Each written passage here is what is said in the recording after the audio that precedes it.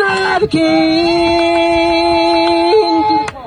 never turning back, never turning back. If I were you, I'd phone up the War Department, volunteer your services, because you've just invented a new form of torture. I know what you did. You're a damn terrorist. All right, just get the hell out of here. Huh? I got a goddamn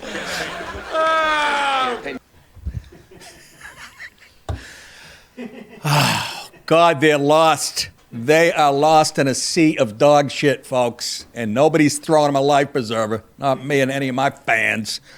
They are... You notice their instincts to go back to hippie shit? Yeah. This stuff in the 60s. You can thank Obama for that, by the way. Captain Activist. Right? Yeah. Community organizer. He's the one who brought all this shit back. Yet he sits there and smiles and puts, you know... He doesn't take the heat he should, but what fucking idiot. Let's sing. Yeah. And I mean, you're probably going, oh, what are you doing? I mean, if I'm a Democrat, I vote that. You're embarrassing everybody that, really? This is your answer? Trump's got a steamroller and you bring out a Mr. Microphone. And he just fucking rolls right over and he goes, ugh. Like them lyrics. Just, oh my God, it's I don't know what to say. Breathtaking to me. How are you, folks? Tuesday. Isn't it? Yes. I don't know. I got to get on a plane later on, and but one of the stories today is about a plane tipping upside down in Toronto. What do I got to wear? A cup and a helmet to the airport today? What? I don't feel. I'm telling you, all those what is it? The federal airline, whatever the fuck, FAA. They all that shit under Biden, all that DEI stuff. I think it's kicking in. I'm not saying this was the case, but I don't want to get on the plane here. Yo, what's up? Hit that pipe, yo. We be flying at 30,000 feet. I be flying at 40,000. Haul it back on the ground. No. Cleaned that one up, didn't I? Oh yeah. Yeah, this is just tremendous. I got to get on a fucking plane. And, yeah. As a matter of fact, I got to get... the weekend I counted, I'm on 5 different planes. So I don't want to die, as Jonathan Katz, great comedian, said. Remember Dr. Katz? He was a great stand-up. He said, I don't want to die in the name of big top fun. Oh, I love that guy. He was so brilliant. All right.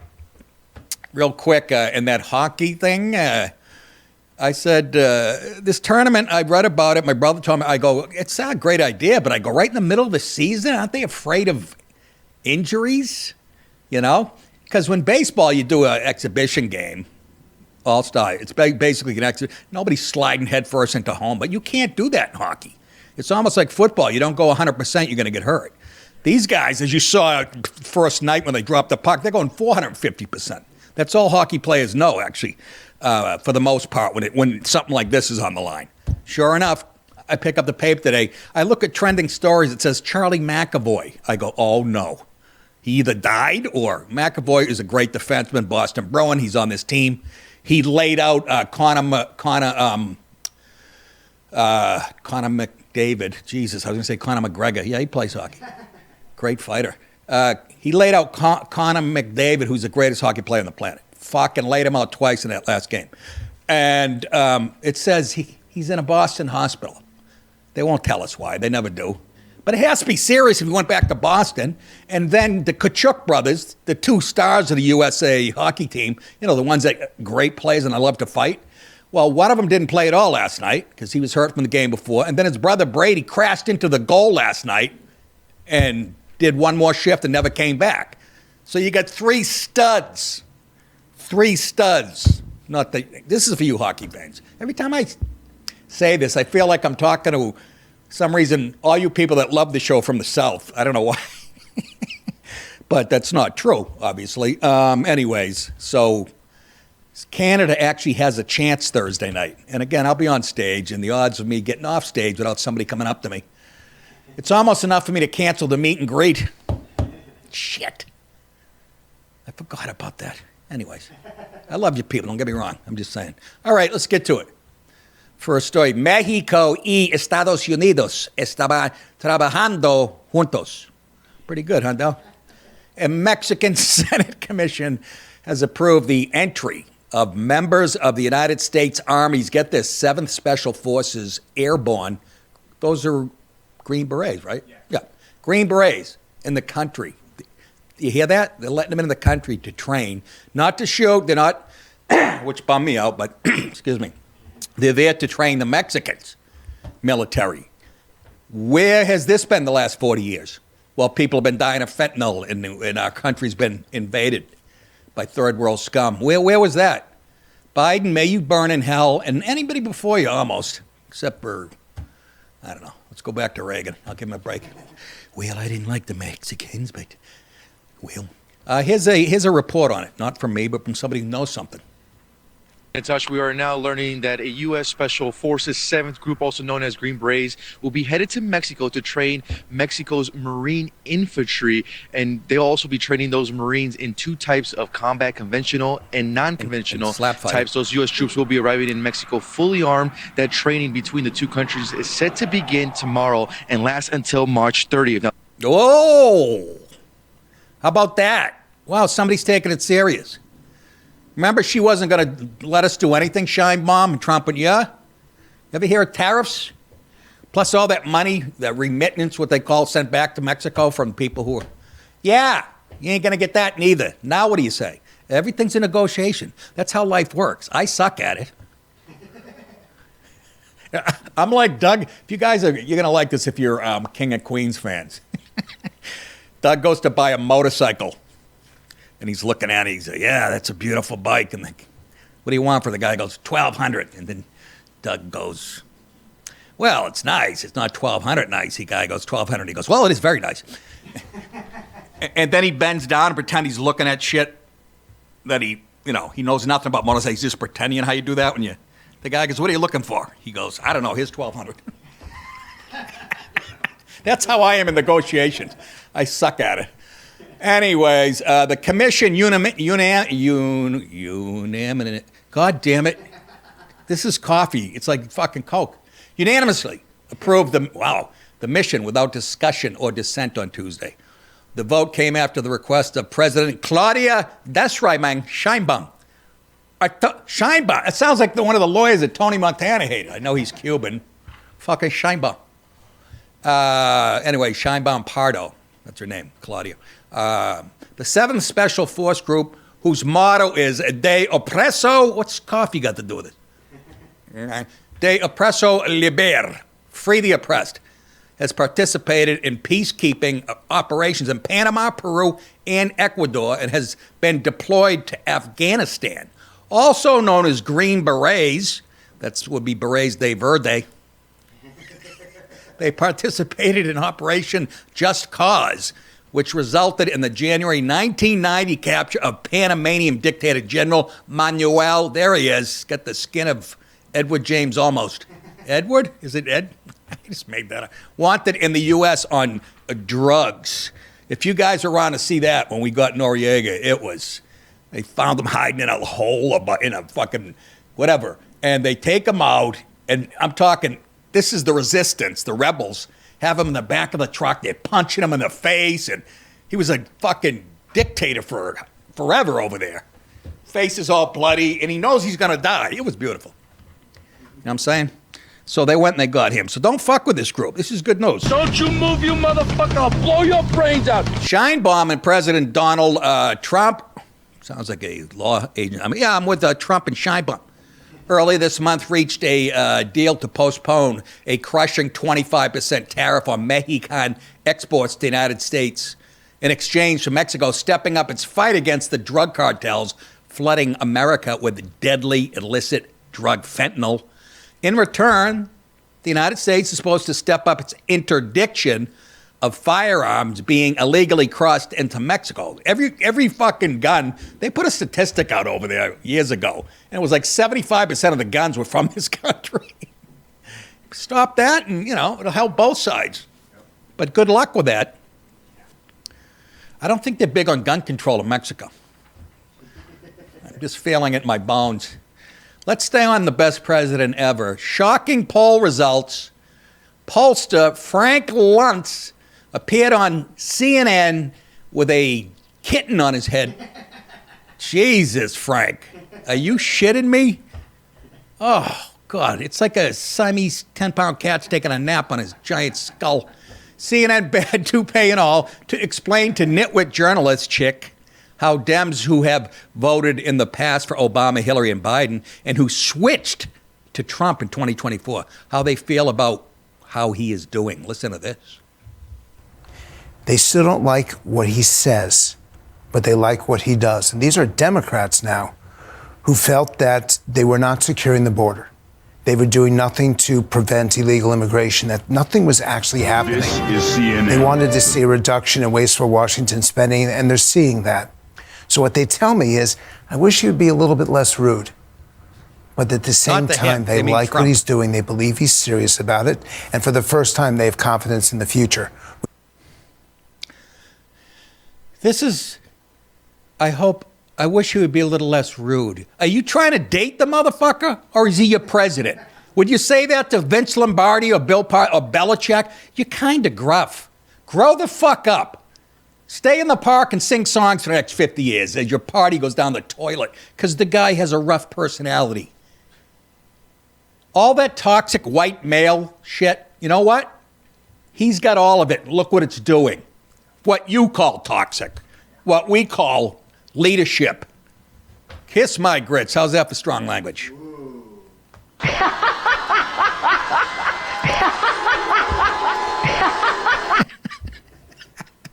I always picture it like Bill licking Hillary's giant dirty feet. I almost Dallas threw up in his mouth. Ah, boy.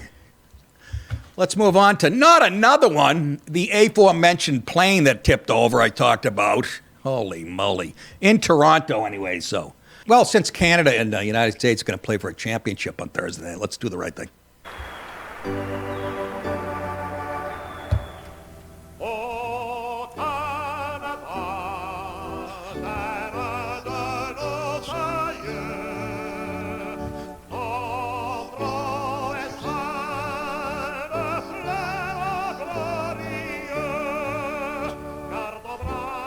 All right. The great Roger Doucette. Anyways, the 3 passengers on a Delta Airlines flight, that's what you don't want to see when you're a CEO of an airline. You don't want to see your emblem upside down. Nor what you want to see when you're taxiing for takeoff. Yeah, exactly. Exactly.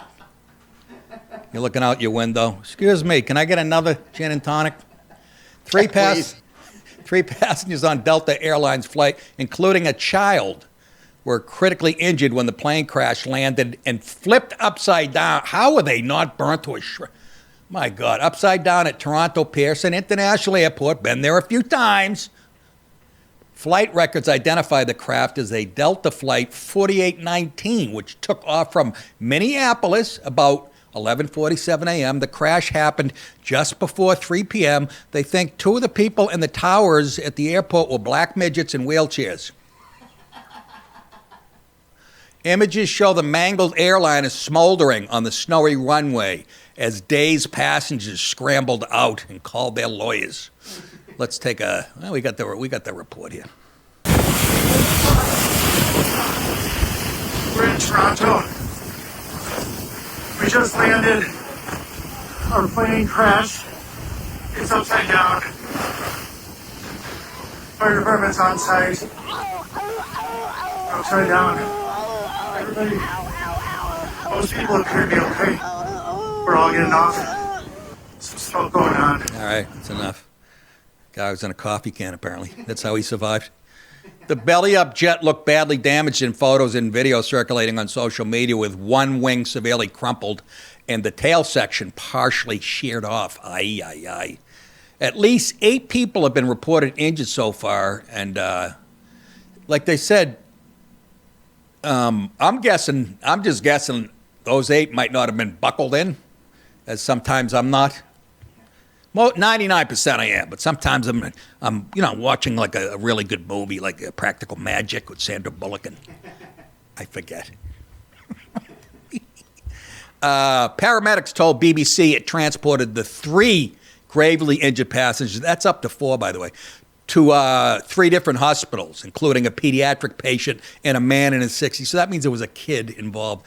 The plane is Bombardier CRJ 900LR, which Nick DiPaolo will be boarding in a couple hours. What? Which can seat up to 88 passengers and 4 crew members, according to flight records. This is happening a little too much. I want to know. I haven't got because this is a fluid story, as they say. I want to know exactly. He must have come in, like you said, right? He must have come in crooked. That's usually because of a wind gust at the last second, whatever the fuck they call it, and it tips. Like you said, the wing broke off, and naturally, right where they're serving piping hot coffee. No, but so pray for those people that are gravely injured. God damn it, I just want to. And that's not the part that scares me. I tell you how much I'm tired of. That's got nothing to do with it. I hate dealing with people at the airport, people playing their phones too loud, and that's the shit. I have no tolerance for this shit since I was in 3rd grade. My brother used to hit his braces while he was eating, and I used to fucking go nuts. That's the type of fucking. I go to the airport, I sit at the bar, first of all, and I have a drink just so I'll be nice. Because I've lost it. I've had 3 times in my life, I've had security come up to me. Remember, this year, 2024, I had it at Savannah. Lady kept telling me to move. Everybody's ready to board. And I'm standing near the ropes, way out of the fucking way. And young black chick. And I go, what the fuck you want me to do? As soon as you do that. But I told you, I had a couple behind me, nice people, rich guy and a beautiful wife, and he goes, that was unnecessary. She didn't have to say that. And I'm like, I know, say that louder. Next thing I know, 2 guys come up with the fucking, sir, can you come over here? As I was, actually, they stood near I'm in line, and of course, when I got to, they went, can we talk to you for a second? And the guy I got to give him credit, he seemed to probably have dealt with this girl or girls like, they think they own the fucking. He was kind of sympathetic. He's all right. But they still put you in a place where everyone gets to now mean mug you as they're walking by, and then as you walk on. Yeah, but I had a way worse case than that. I told you. Southwest Airline, I think it was South. I was out west somewhere. This is a great story. I probably told it already on the show. Bear with me. I get to the thing. I never get there late. I'm an anal flyer. I'm always there way early. And I was sitting up. I can't remember. It was a regular flight. No, it wasn't Southwest. It was a regular flight because I thought they had called my group. I really did. So I sort of passed everybody. And I got up there and she goes, no, we're not boarding your thing yet, which was kind of embarrassing. So I just stood to the side and she hands me, she goes, get. So instead of listening to her, what do? I toss my ticket on a little podium there and I run down the fucking ramp. What was I thinking there? I sit in my thing, like they're not gonna. I sit in my thing, and that was first of all, I'm fucking the story up. I run down the thing, and they cut me off. So I'm in that thing by myself, arguing now with a black gay guy, flight attendant. They have me in that tunnel by myself to the plane. He lets me on. Not knowing, I don't know. But anyway, so I'm sitting there all of a sudden, well, Nicholas DiPaolo, please. I just sit there. People are getting on, like you said, giving me the stink eye. Aisle seat, by the way. Everybody, they almost, ready to elbow me in the face. And they'd given me the stink eye because it was like a 5-minute fucking delay. A guy comes on, fucking tells me I have to get off the plane. They give me a talking to and then let me back on the plane. I was that dick. In that situation. Hard to believe, but the gay flight attendant, you can't do that. I mean, his head was doing this, and you can't do it. And all this horse shit. And then I sit in my seat thinking they're not going to call me. Woo! Hey, folks, I'm touring this week, if you haven't heard. Well, haven't been on stage since November. Good luck, Nick. Thursday night. That's this Thursday night. Bricktown Comedy Club, Tulsa, Oklahoma. The very next night, I'm flying to St. Louis. Funny Bone in St. Louis. Good one. Then March 13th, Hyenas in Albuquerque, New Mexico. April 25th, what am I, puking? Cohoes Music Hall, Cohoes, New York. May 15th and 16th, Zanies, Rosemont, Illinois. The VIP tickets are already sold out at the second show or the first. I can't remember. So, one of my favorite towns. I have to say, that in Salt Lake City is... That last gig I did in Salt Lake City was as killer set as I've had in years. Anyways, also, if you want to support this show, we have a merchandise page with, as you see, hats, brassieres, girdles, shin pads, false teeth, and cookies, Nick DiPaolo cookies. Buy those at nickdip.com. You can watch full episodes of my show, Louder with Crowder, and all exclusive Rumble content ad-free with one subscription. So join Rumble Premium, enter promo code MUGCLUB, that's one word, to get $10 off and $10 off an annual subscription. That's a good deal. Hi, good night, everybody.